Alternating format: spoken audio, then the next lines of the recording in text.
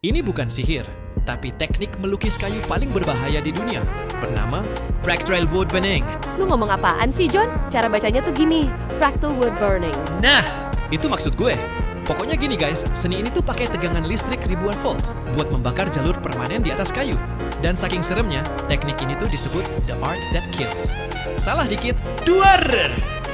Auto gosong loh guys. Meski serem, tapi seni ini bisa menghasilkan pola fraktal alami yang persis kayak sambaran petir abadi loh guys. Jadi, kalian berani nggak pajang karya seni petir ini di rumah?